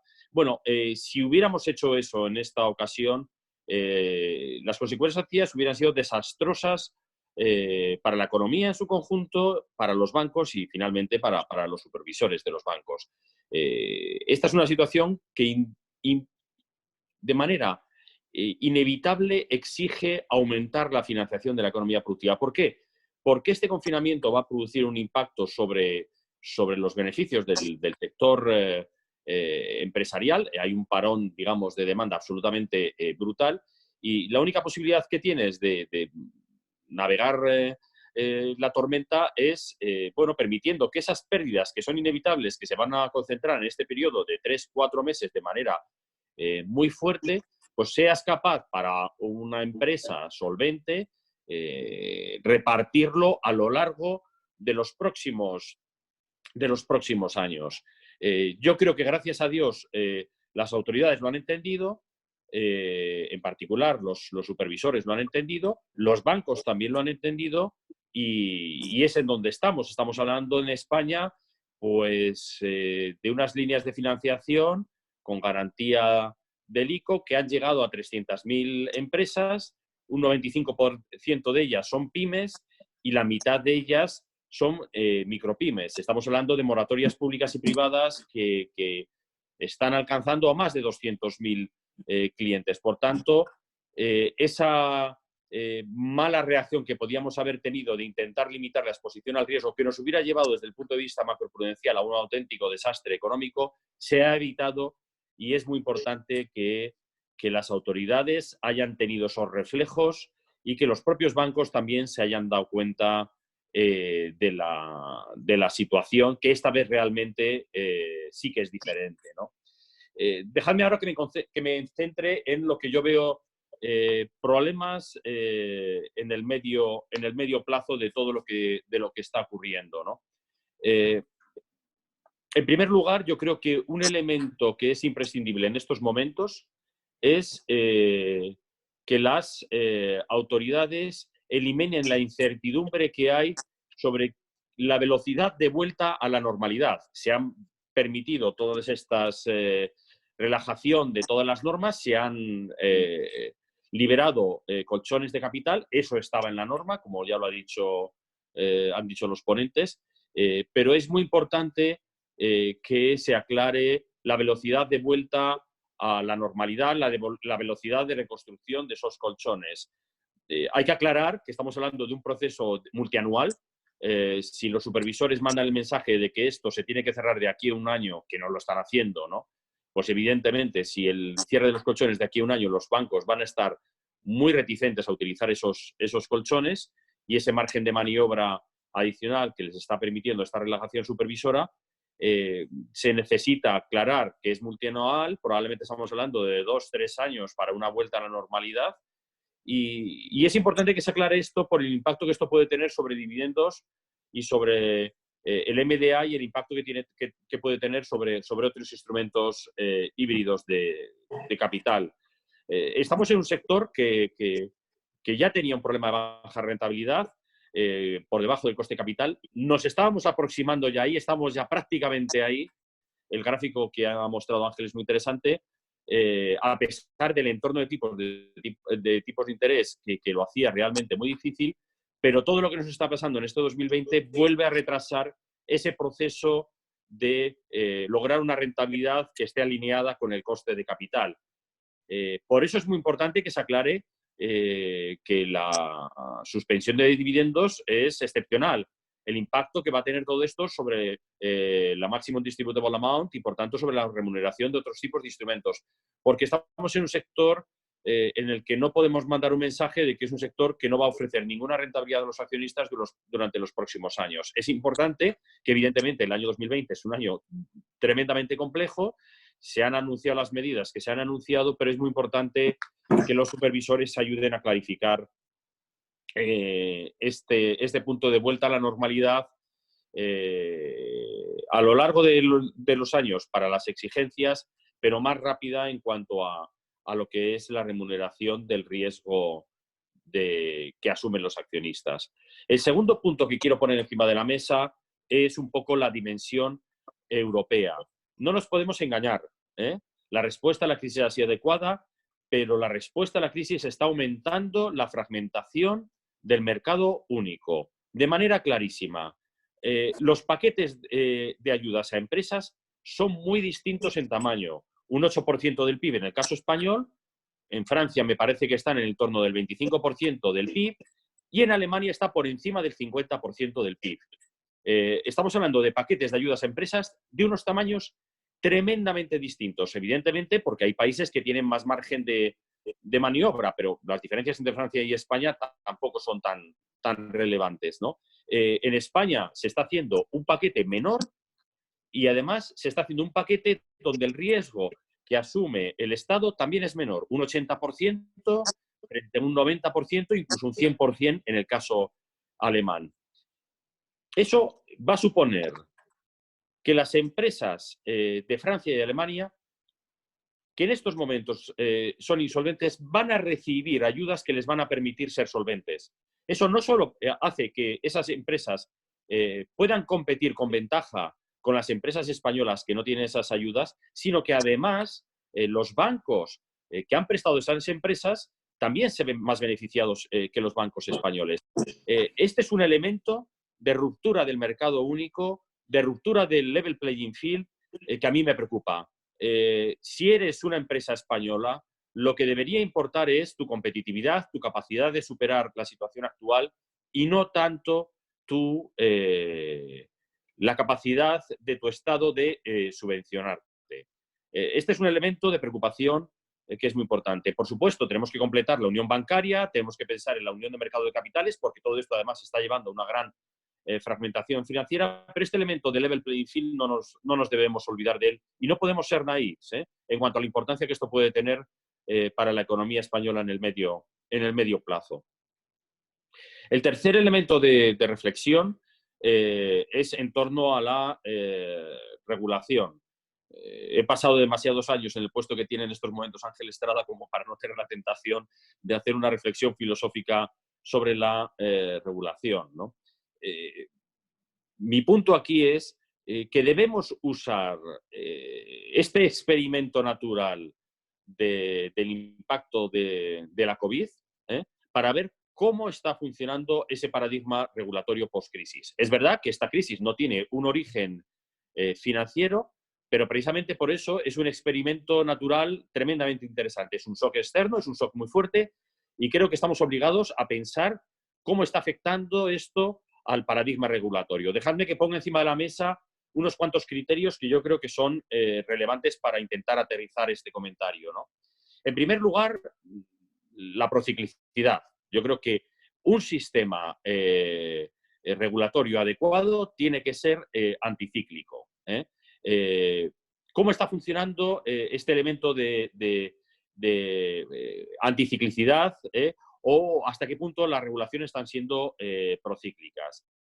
En primer lugar, yo diría en términos de capital están funcionando bien. Pero, por ejemplo, ¿no? La norma internacional de contabilidad, las IFRS 9, se ha tenido que suspender su aplicación porque era tremendamente procíclica, ¿no? En una situación donde el corto plazo es mucho peor que el medio plazo, si obligas a provisionar pensando en ese corto plazo, pues tienes un problema de prociclicidad tremendo. Hablo de la norma de contabilidad, pero también en materia de prociclicidad hablo del impacto, digamos, de las regulaciones sobre la volatilidad de los mercados. La capacidad de market making de las entidades bancarias ha desaparecido por completo con la nueva regulación. El mercado en estos momentos está regulado por algorithm trading y por hedge funds hiperapalancados. Esto ha provocado, sin ninguna duda, una enorme volatilidad en los mercados. Ángel Estrada hacía referencia a normativas de fondos de inversión que pueden aumentar la volatilidad en la medida en que obliguen a fire sales, a ventas rápidas por las diversas normativas que se aplican. Creo que es imprescindible que desde el punto de vista de la prociclicidad de los mercados también se examine cuál es el papel que ha jugado el paradigma regulatorio actual. Otro elemento, la simplicidad. Esta es una obsesión mía, ¿no? Cada vez que tengo una reunión con mi gente de Public Policy descubro un nuevo acrónimo que desconocía. Y sinceramente, hombre, llevo toda mi vida dedicado a esto y la verdad es que esto de que cada 2 meses hayamos inventado un nuevo acrónimo, pues ya empieza a ser un poquito excesivo, ¿no? Tenemos que intentar hacer una norma financiera lo más simple posible. Veamos qué ha funcionado, qué no ha funcionado, qué es innecesariamente complejo y revisémosla. No estoy hablando solo aquí de normativa de capital, estoy pensando en MiFID II, por ejemplo, ¿no? Como un gran ejemplo de complejidad. Yo creo que esta idea de simplicidad debería ser recogida. El tercer elemento del futuro, digamos, examen de la regulación es la relevancia que han tenido las regulaciones. Y aquí, para mi sorpresa, porque es algo que yo no esperaba, lo que veo es la BRRD, el Fondo de Resolución, el Single Resolution Board, nos hemos dado todos una magnífica regulación. Lo siento, Antonio, porque tú has estado ahí, pero vamos, es increíble. O sea, se ha suspendido por completo la aplicación de esta regulación. Yo estoy sorprendido, porque a mí si me llegan a preguntar hace 6 meses, yo te diría que todo el tema de resolución era probablemente de las novedades más importantes del nuevo paradigma regulatorio. Bueno, pues ha llegado una crisis, y es verdad que es una crisis sistémica, pero toda esta norma no se está aplicando. Todo regulación tan compleja, una institución tan compleja que pagamos los supervisados, un fondo de resolución que se decide nutrir este año, sabiendo que no se va a utilizar, a pesar de que la propia normativa te permitía, en situaciones excepcionales, suspender la contribución al fondo de resolución. Dios mío, si esto no son circunstancias excepcionales, no sé cuáles son las circunstancias excepcionales que podemos tener el día de mañana. Si es la mayor crisis que vamos a ver en los últimos 100 años, ¿no? Por tanto, me parece a mí que desde el punto de vista de si la normativa está siendo relevante en este entorno, también es un examen que debemos hacer y aunque no nos gusten algunas de las respuestas, debe estar ahí. Y por último, el tema del arbitraje level playing field entre el sector regulado y el sector regulado de manera mucho más laxa. el non-bank, non-insurance financial intermediation del Financial Stability Board, o lo que yo llamo el shadow banking de toda la vida, ¿no? Este es un caballo de batalla mío de hace muchos años. Mirad, cuando llegan las cosas, los momentos duros, los únicos que están aquí para responder a las necesidades de la economía son los bancos. Los bancos estamos aquí. ¿Dónde están los shadow banks ahora financiando la economía real? Vendrán para limpiar los destrozos que se produzcan. Pero en los momentos clave, los únicos que están aquí son los bancos. Hombre, no puede ser que nosotros estemos sometidos a una normativa que nos penaliza frente a estos competidores. Yo creo que ya es hora que los supervisores a nivel global examinen este tema y nos pongan a todos en pie de igualdad. Y estoy hablando del shadow banking, pero también estoy hablando de las big techs, que son jugadores de ventaja en todo este mundo. Bueno, he intentado ser un poco guerrero porque si no esto iba a ser muy, muy aburrido y hay que animar un poquito el debate. Esperemos que esto dé lugar a alguna pregunta interesante. En definitiva, yo creo que esta crisis es una crisis que sería tremendamente interesante de analizar si no la estuviéramos viviendo en nuestras propias carnes y sufriéndola en nuestras propias carnes. Pero también es verdad que de ella tenemos que extraer lecciones que nos sirvan para tener un futuro mejor dentro de este optimismo científico que siempre intento promover. Muchas gracias. Pues muchísimas gracias a ti, José María. La verdad es que efectivamente sí que ha sido muy interesante y has planteado unos temas como la importancia de mantener el crédito en estas circunstancias, la idea de la velocidad de la vuelta a la normalidad, cómo impactan al mercado único las distintas ayudas, como esta situación como testeo del nuevo paradigma o el debate siempre entre la regulación del sector bancario y shadow banking, como tú dices, ¿no? Desde luego muy interesante. Y nos abre ahora muchísimas posibilidades de debate. Bueno, pues muchísimas gracias a los tres. Estamos recibiendo ya muy numerosas preguntas. Os recuerdo que tenéis en el chat los mails donde podéis mandarlas y habíamos previsto hasta las 10:45 y por agenda de los ponentes tenemos que respetar este tiempo. Quizá podamos utilizar 5 minutos más, pero vamos a intentar acomodarnos al plazo que tenemos. Canalizo algunas de las preguntas recibidas. Yo creo que esta, Ángel, es para ti. Se refiere, esta pregunta es de un profesor de la Universidad de Navarra y se refiere al buffer para entidades sistémicas. ¿Se plantea la autoridad liberar este buffer también? Que esto podría tener implicaciones en términos del MDA y también en términos de aliviar el requerimiento de MREL. Y también sobre el buffer de entidades sistémicas, actualmente para los grupos transfronterizos se calcula teniendo en cuenta los risk-weighted assets del conjunto del grupo. ¿Se plantea la posibilidad de que se acote a los risk-weighted assets de cada jurisdicción? Gracias por la pregunta. Sí, la verdad es que este es un buffer, el buffer de entidades sistémicas, tanto globales como locales, es un buffer que tiene una naturaleza estructural. O sea, lo que trata es de resolver los posibles problemas de moral hazard, tanto que pueden tener las entidades, porque como consecuencia de que piensan que las van a rescatar siempre, pues pueden utilizar parámetros más arriesgados para la concesión de préstamos y para su actividad. También por parte de los inversores, porque los inversores, pensando que van a rescatar las entidades, pues le pueden financiar de forma más barata y creando un problema de playing field con las entidades más pequeñas, ¿no? Entonces, estas circunstancias probablemente sigan estando presentes. Después, hay otro elemento que es que este buffer también debería servir para que en el caso de que una entidad grande tuviera este tipo de dificultades, pues también se pudiera utilizar efectivamente para enjuagar parte de esas pérdidas. Entonces, esta es la parte, digamos, los argumentos en el lado de la utilización. En el lado de la utilización, pues es claro, ¿no? Las ventajas son, primero, que te permitiría absorber pérdidas antes de que se produzcan los problemas. Además, al ser entidades globales que afectarían a muchos países, es una política bastante coordinada. Y esta es la discusión básicamente que se está teniendo. Por una parte, poner los pros encima de la mesa, por otra parte, poner los contras. Entre las jurisdicciones hay posiciones muy encontradas. Hay algunas que defienden que esto hay que mantenerlo bajo todo concepto y hay otros, en cambio, que piensan que hay que... Y aquí está evolucionando la discusión. Lo que sí que es cierto es que para liberar estos buffers habría que en el caso del global habría que hacer cambios regulatorios. En el caso del local, se podrían liberar porque aquí no hay ninguna restricción como en el global que te dice que tienes que tener un buffer como mínimo de un 1%. Entonces es un tema que se está discutiendo en la actualidad y estos son los elementos de la discusión. Perfecto. Ángel, muchas gracias.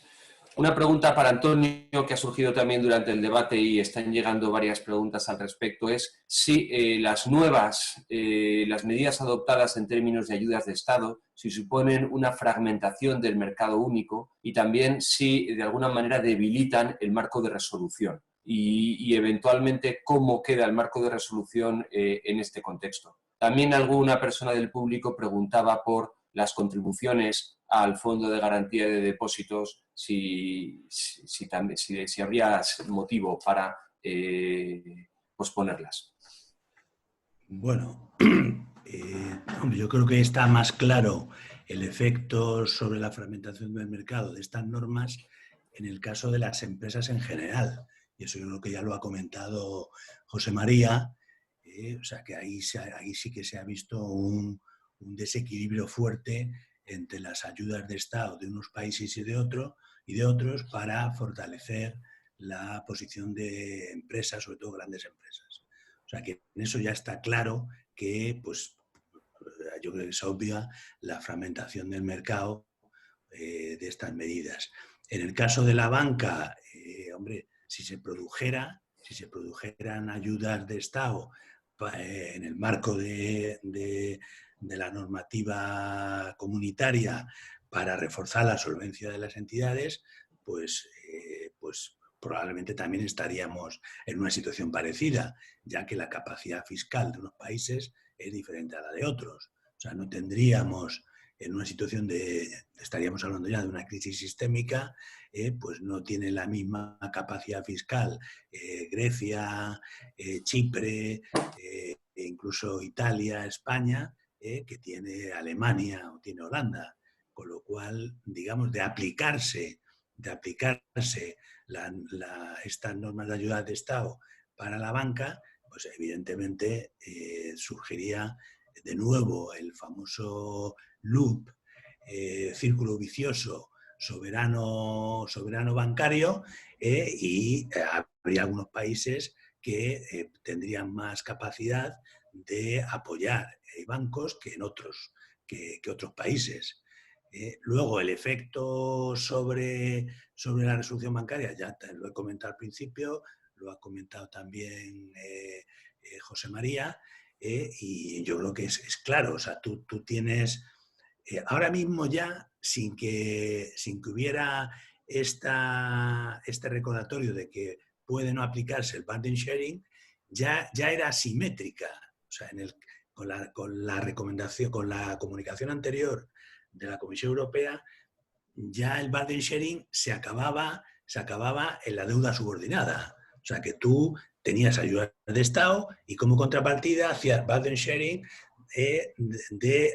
a accionistas y a acreedores y a bonistas o tenedores de deuda subordinada. En el caso de la resolución, ya podías ir a deuda senior y podías ir incluso a depósitos no cubiertos.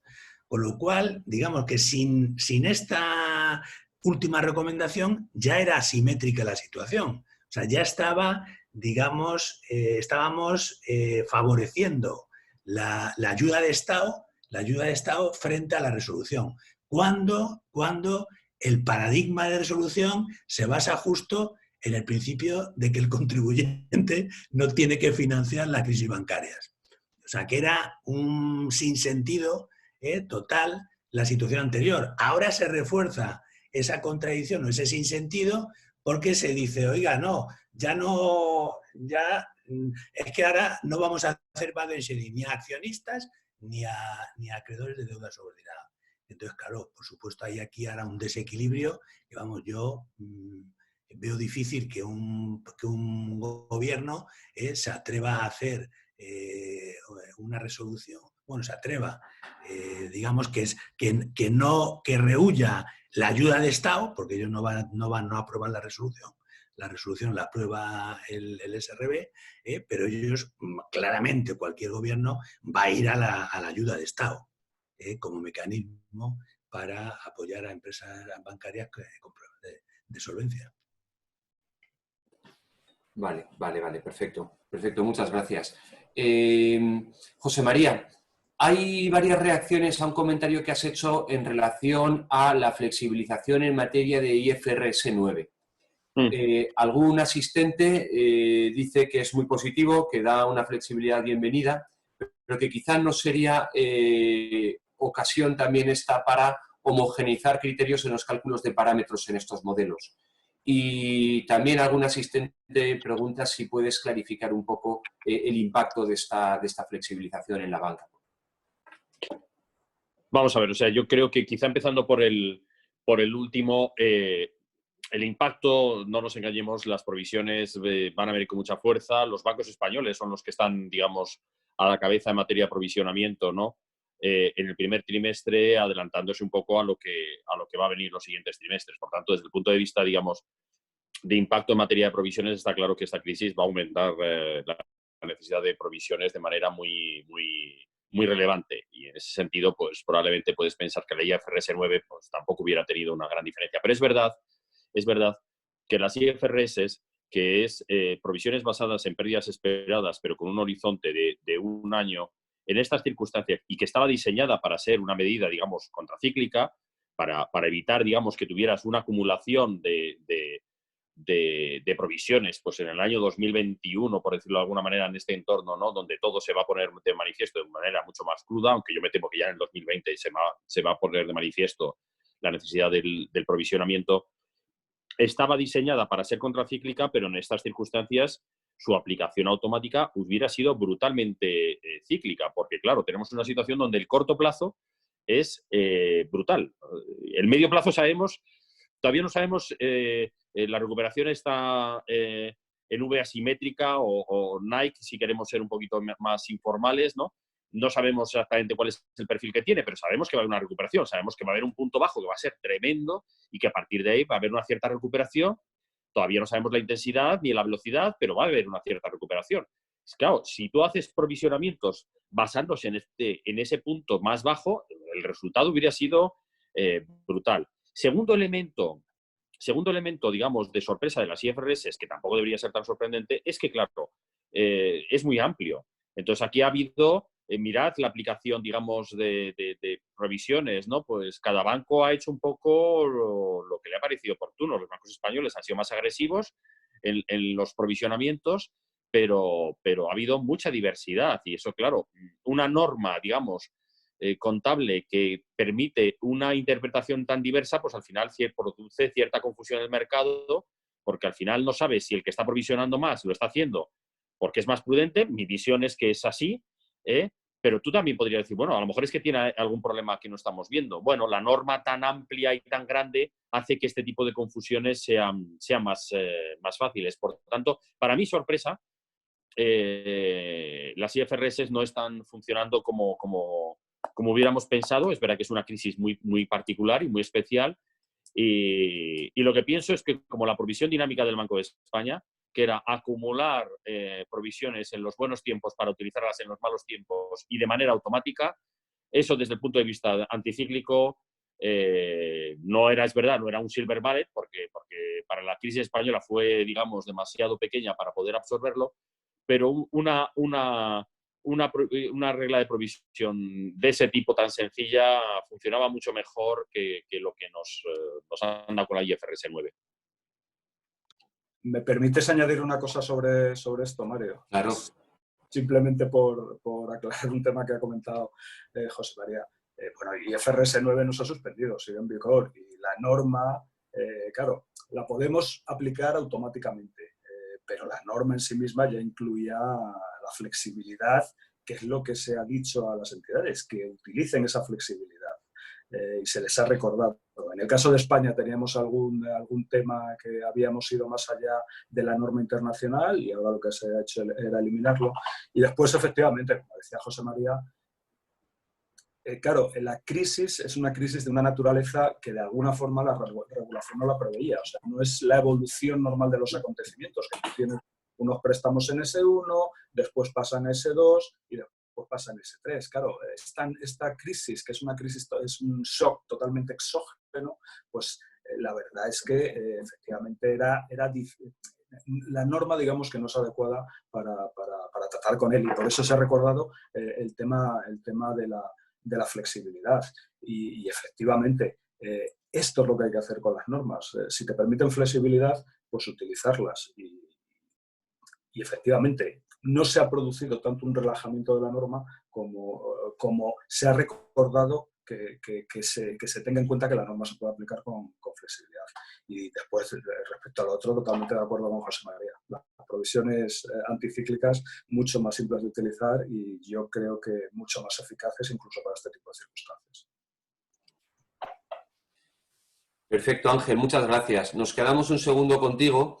Hay una pregunta bastante técnica, pero que han realizado unos cuantos asistentes, que se refiere a la interacción entre estas políticas monetarias tan expansivas y el requerimiento de MREL. Actualmente el requerimiento de MREL se mide en términos de TILOF, es decir, de total de pasivos y fondos propios, no de risk-weighted assets. Eso ya vendrá con la BRRD2. Pero ahora mismo estamos en TILOF. En la medida en que se recurra activamente al uso de las facilidades del Banco Central Europeo, esto aumenta el TILOF de las entidades y, por lo tanto, puede aumentar el requerimiento de MREL. Y esto lleva a que la flexibilidad dada para capital pueda verse limitada por el cumplimiento con el requerimiento de MREL. ¿Alguna reflexión al respecto? Sí. No solo ese es el problema. Hay otros, yo diría que otros dos problemas adicionales. Por ejemplo, ¿cómo interacciona esto con el programa de avales? Con el programa de avales lo que va a hacer es que la parte avalada de los préstamos vaya con una ponderación cero porque le corresponde a la ponderación de quien te lo avala, en este caso del soberano. Entonces eso también puede hacer que se produzca una diferencia entre la evolución del total activos y los activos ponderados por riesgo. Y después, más importante, hemos liberado algunos colchones. No que se haya permitido funcionar por debajo de ellos, sino que se han liberado, como por ejemplo es el colchón de capital contracíclico. Entonces, respecto a la política monetaria, pues es un poco parecido. Pero de todas formas, en el caso de la política monetaria no debemos olvidar los efectos de equilibrio general. La política monetaria es lo que permite que hace que los tipos de interés se mantengan bajos y, de hecho, como veíamos en las slides sobre los mercados, la política monetaria era lo que había hecho que el fuerte aumento que se produjeron en los tipos de interés, que también afectó a todos los instrumentos bail-inables, pues se haya moderado.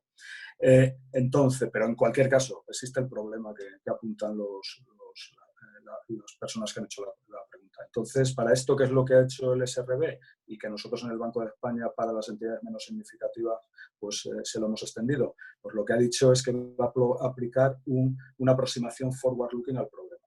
¿Qué quiere decir una aproximación forward-looking? Pues lo que has dicho, Mario. Que de alguna forma va a operar como si ya estuviéramos bajo BRD2. Entonces, BRD2, como has comentado, lo que hace es que ya los requerimientos de MREL se fijen porcentaje de los activos ponderados por riesgo y que haya algunos colchones, por ejemplo, el buffer contracíclico, que ese sí que la función que tiene precisamente es ser liberado cuando tiene estas circunstancias, no se tenga en cuenta a la hora de calcular el MREL. Entonces, esperamos que esta circunstancia sea suficiente para que efectivamente la regulación no sea una limitación a la usabilidad de los buffers, que para eso es para lo que se debe. Perfecto, gracias. Antonio, nos recuerdan que el marco de resolución, más allá de la flexibilización de medidas de Estado, el marco de resolución contempla otros instrumentos, aparte de la resolución en sí, como instrumentos previos, instrumentos de intervención temprana, de cambio de administradores, etc.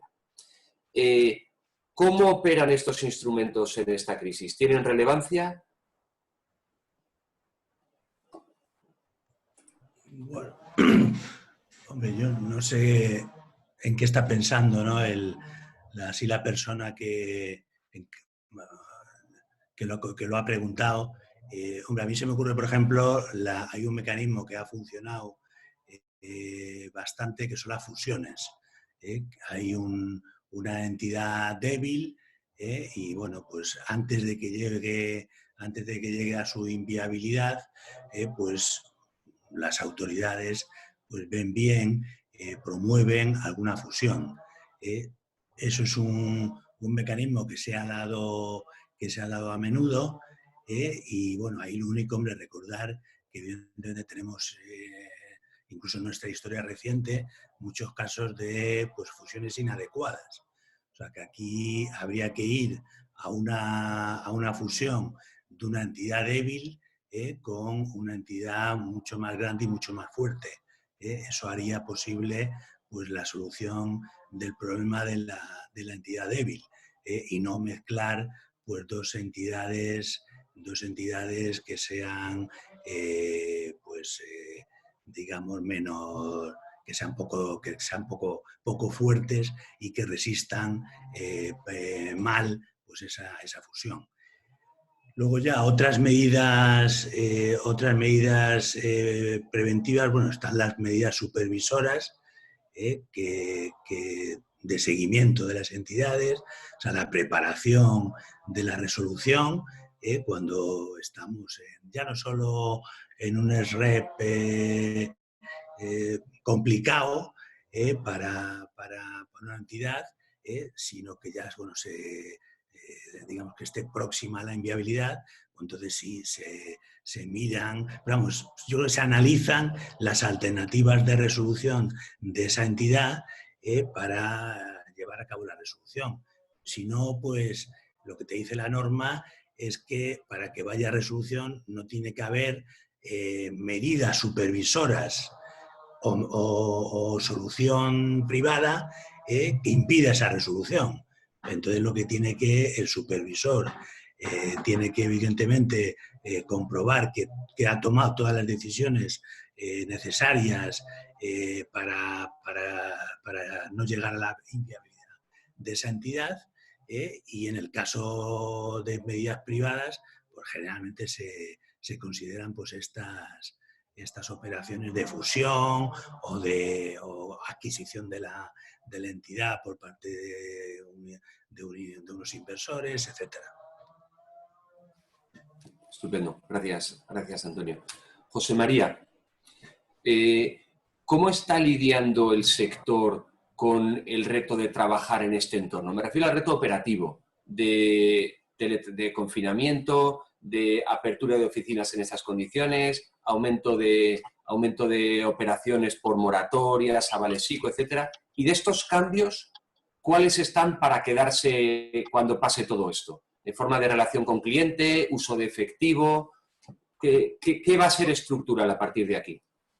Bueno, yo creo que el primer elemento claro de la reacción del sector ante esta situación es que todo ha funcionado como la seda. En un entorno que era realmente muy exigente, hay que reconocer, porque si no lo digo yo, no lo va a reconocer nadie, ¿no?, que el sector bancario no ha dado ni un solo problema, al contrario, ¿no? Desde el punto de vista, digamos, de resiliencia operativa me estoy refiriendo, ¿no? Al contrario, ha sido un elemento de fortaleza en unas circunstancias muy difíciles. Imaginaros pues, qué situación tendríamos si la banca no hubiera apostado por una revolución digital como la que ha apostado, ¿no? Si no hubiéramos sido capaces, digamos, de combinar presencia física en sucursales para atender el flujo, digamos, de clientes con esos problemas puntuales a los que me he referido antes, ¿no? Para poder atenderlos, con una banca telemática que ha funcionado de manera absolutamente magnífica. Y, hombre, duele un poco, ¿no?, cuando todo el mundo agradece, pues, por supuesto, a los sanitarios, a los transportistas, a los reponedores del supermercado. Nadie agradece a los empleados bancarios, que además no son los altos directivos, sino que es un poco la parte, digamos, más baja de la pirámide bancaria. Nadie agradece a los empleados bancarios que hayan permanecido al pie del cañón atendiendo a los clientes en los peores momentos de la crisis. Y como no lo dice nadie, yo lo tengo que decir y tengo que dar las gracias porque realmente todo hubiera sido muchísimo peor si este sector no hubiera estado tan preparado como estaba. Por tanto, un poco de autocomplacencia, ¿no? Que realmente lo hemos hecho bien. Porque ya te digo, si no lo digo yo, no lo dice nadie, ¿no? En segundo lugar, ¿qué cambios están para quedarse? Bueno, yo creo que esto es muy interesante, ¿no? Yo creo que hemos teletrabajado bien. Yo no soy partidario de sublimar las ventajas del teletrabajo. Yo creo que hemos teletrabajado bien, pero que yo creo que el futuro no pasa por todos teletrabajar. El futuro a corto plazo probablemente sí, pero el futuro pasa por una cierta combinación de ese teletrabajo, ¿no? y el trabajo presencial, sin ninguna duda, ¿no? Y bueno, yo creo que desde el punto de vista de la operativa, lo que ha pasado es que muchos clientes que probablemente eran reticentes todavía de usar canales digitales, pues los hayan utilizado, y esto, quieras que no, le da un impulso tremendo a la revolución digital que ya estaba en marcha. Yo creo que al final probablemente la optimización del tamaño de la red de oficinas va a ser un elemento que va a estar encima de la mesa, además en un entorno de baja rentabilidad, pues el control de costes va a ser cada vez más relevante. No quiero decir con ello que la presencia de redes sea prescindible, no, porque, por ejemplo, lo que ha sucedido con empresas, con pymes, pues para lidiar con los problemas de una empresa, pues probablemente necesitas un contacto más directo con esa empresa, ¿no? A través de medios telemáticos va a ser difícil que te puedas hacer una idea de la situación. No estoy diciendo que al final la presencia en redes desaparece, pero es verdad que probablemente esto nos ha indicado a los clientes se sienten cada vez más cómodos con el uso de la banca digital, más incómodos con el uso de efectivo, y desde el punto de vista de los bancos, pues esto te da una idea de la capacidad de optimización que tienes de las redes bancarias, redes que ya se han reducido. Los datos del 2019, desde el 2008, que fue el máximo, un 45% de reducción en sucursales, pero probablemente de cara a los próximos años este proceso de optimización seguirá, y es bueno que siga. Por tanto, una experiencia, un desafío importante, pero una experiencia positiva de la que vamos a extraer lecciones todos. Los clientes, por supuesto, pero también nosotros como ofertadores de productos financieros. Seguro que sí, seguro que sí. Gracias, José María. Una pregunta a la limón para Ángel y para Antonio, y también José María, por supuesto, si quieres dar tu visión. Esta crisis ha llegado cuando todavía no habíamos gestionado completamente la reforma regulatoria derivada de la anterior, y en concreto la reforma prudencial. Y en concreto me refiero al paquete que el mercado llamó Basilea IV, que técnicamente es la finalización de Basilea III, de revisión de cómo se ponderan ciertos recursos a efectos de requerimiento de capital, ciertos riesgos. Y está pendiente de incorporar. Basilea, en este contexto, ha dado un año más, desde el 1 de enero del 22 hasta el 1 de enero del 23, para cumplir con esta finalización de Basilea III. Pero ¿esperáis que esta crisis tenga algún efecto en cómo se transpongan las jurisdicciones las distintas discrecionalidades dejadas por el marco de Basilea, que afecte a cómo se incorpore a cada país? Pues yo primero. Estupendo. Vamos a ver. Primero siempre la autoridad. A ver si digo algo con autoridad. El principio general que hemos seguido con todo esto es con respecto a lo que teníamos previsto de aprobación de Basilea III. El principio general ha sido todos los temas que habíamos estudiado, que eran necesarios, que eran buenos y que reducían los requerimientos de capital, intentar anticiparlos. Lo que en estas circunstancias suponían potencialmente incrementos de capital, eso posponerlo. Y este es el criterio general que hemos seguido. Y no introducir en una situación como esta cambios regulatorios, salvo que fueran cuestiones puramente transitorias para hacer frente a la crisis. Estos han sido los principios generales. Con respecto a, de cara al futuro, ¿cuál es mi percepción hacia dónde deberíamos ir? Que también enlaza con alguna cosa que ha dicho José María. Yo creo que deberíamos simplificar el marco de cara al futuro. el marco de solvencia. Y a mí me parece que de esta crisis lo que hemos aprendido es que necesitamos más colchones cíclicos que puedan ser, que se acumulen y además probablemente de una forma lo más automática posible, que se acumulen en los tiempos buenos, que incluso cuando no estemos en situación, por decirlo de una forma simple, una situación en la que tengamos output gap positivo o credit to GDP gap positivo, ese buffer esté acumulado, porque nos puede venir un shock exógeno como este que requiere liberación de colchones y no podemos esperar a que haya un riesgo endógeno desarrollándose para acumularlos. Y probablemente la magnitud, el tamaño que tienen que tener esta parte, digamos, liberable, que desde mi punto de vista ha sido la única que el mercado ha permitido usar sin ninguna dificultad. A lo mejor José María tiene una opinión un poco distinta de esto. Y después, los colchones más estructurales, que sean unos colchones, que no tengamos 7 nombres para los colchones, sino que sea un colchón, probablemente más grande que el que tenemos ahora, pero colchones que sean únicos y que obviamente tienen que acomodar un poco la situación particular de los bancos, lógicamente, pero que haya un nivel suficiente y que sea de una utilización más sencilla.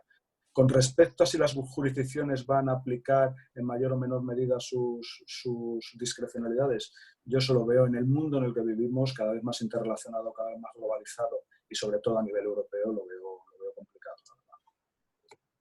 Gracias. Bueno, un par de comentarios. Uno, bueno, estoy de acuerdo en todo lo que ha comentado Ángel. Yo creo que esta crisis es muy diferente a la crisis de 2007-2008. En aquel momento, digamos que la banca pues, era protagonista, digamos, en el mal sentido de la palabra, de esa crisis. Con lo cual, pues bueno, hubo una reacción regulatoria muy, muy potente para intentar pues, que la banca gestionara mejor determinados riesgos. O sea, que yo creo que nunca, lo que se puede esperar es algo, lo que ha comentado tanto Ángel como José María. O sea, pueden refinar la normativa, la regulación, pero nunca derivado de problemas en la gestión de riesgos como ocurrió en la crisis de 2008. Y segundo comentario es más relacionado con el marco de resolución. Bueno, también lo ha comentado antes José María. Hombre, a mí me da pena, no por haber trabajado ahí 5 años, que podamos no utilizar el marco de resolución, sino a mí me da pena porque tiene un mecanismo muy potente, que es el Fondo de Resolución Único, que va a estar mutualizado en el 2024. Entonces estamos todo el día abogando, no todos evidentemente, algunos están en contra, pero hay muchos políticos, analistas que están abogando por la mutualización de riesgos, por tener mecanismos mutualizados de riesgos, eurobonos, etc. Entonces resulta que tenemos un mecanismo que prácticamente ya está mutualizado, muy potente, bueno, además con el ritmo de crecimiento de los depósitos cubiertos, pues podemos llegar a los 70.000 millones, más 70.000 millones del backstop, si se llega a un acuerdo finalmente, y bueno, es una pena que no se pueda utilizar. Gracias. Perfecto. José María, si me dejas... Sí. He tenido un momento de crisis que se me estaba acabando la batería y habéis visto que he tenido que poner rápidamente el cargador. Gracias a Dios no he llegado a tiempo. Bueno, yo ya lo he dicho en mi exposición principal. Me parece que sería una lástima perder, digamos, la oportunidad que nos ofrece pues, este experimento natural para no reevaluar qué ha funcionado y qué no ha funcionado, ¿no? Y estoy totalmente de acuerdo con todo lo que ha dicho tanto Ángel como Antonio. Pero por poner un ejemplo, ¿no? Que todavía no sé qué va a pasar, ¿no? Pero, por ejemplo, los colchones están para ser utilizados, ¿no? Tenemos un colchón de liquidez que se llama LCR, Liquidity Coverage Ratio, que yo dudo mucho que vaya a ser utilizado por las entidades. Entonces, tenemos que pensar, bueno, si tenemos un colchón, una regulación que está diseñada, digamos, como un colchón de liquidez y resulta que cuando llega el momento nadie lo utiliza por miedo a riesgo reputacional, por cómo el mercado va a interpretar, pues chicos, lo hemos hecho mal y a lo mejor no merece la pena tener toda esa regulación prolija sobre un colchón de liquidez que luego cuando llegan las malas situaciones, pues nunca se llega a utilizar. Por poner un ejemplo distinto de los temas de solvencia. Entonces yo tengo la sensación de que veo muchos colegas obsesionados con Basilea 4. Yo creo que para el 2023 probablemente yo no descartaría que estuviéramos en esa filosofía de revisión general de qué ha funcionado y qué no ha funcionado. Y como el gobernador del Banco de España es el presidente del Comité de Basilea, ahí lo dejo, ¿no? Y a lo mejor ahí hay una agenda de futuro de lo más interesante, ¿no? En fin, vamos a dejarlo ahí. Hombre, me parece un mensaje estupendo para concluir. No sé si... Yo, por nuestra parte, teníamos un colchón de tiempo, lo que pasa es que lo hemos consumido. Aquí el colchón era más escaso que en el sector. Si Antonio, Ángel, José María, no tenéis ningún último comentario, procedo a cerrar. Muchísimas gracias a todos. Se pone de manifiesto ideas que todos teníamos claras, ¿no? La importancia del sector para la sociedad. Yo creo que también la importancia del enorme esfuerzo que el sector ha hecho durante estos últimos años para llegar a esta situación en una posición saneada. También el esfuerzo hecho durante el confinamiento, ¿no? Como decíamos al principio y como ha recordado José María ahora. Y es muy importante que todos los actores relevantes sigamos trabajando para que esta situación se mantenga, porque, como decíamos, un sector financiero eficiente y fuerte es bueno para la sociedad. Muchísimas gracias a los ponentes, Ángel, José María, Antonio, ha sido un placer y un lujo. Todos los mensajes que he venido recibiendo me lo están diciendo. Ha sido muy interesante. Muchísimas gracias, como siempre, a la Universidad de Navarra, Germán, Borja, y a todos los asistentes. Un placer y cuidaos mucho. Un abrazo muy fuerte. Muchas gracias, muchas gracias. Gracias Muchas a gracias todos. a los oyentes. Hasta luego. Gracias.